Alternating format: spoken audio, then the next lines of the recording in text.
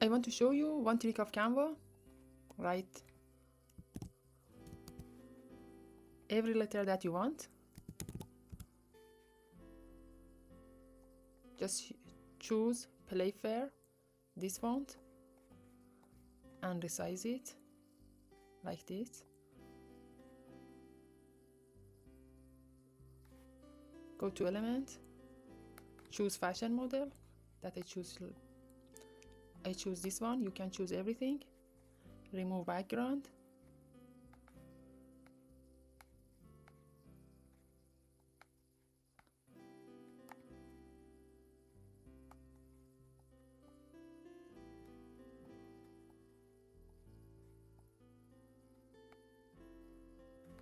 Go to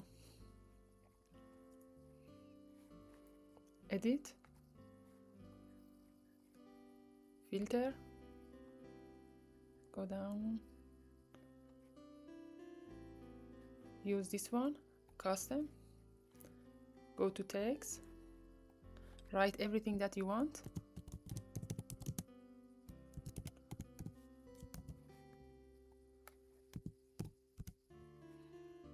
Change the font to this font, bold it,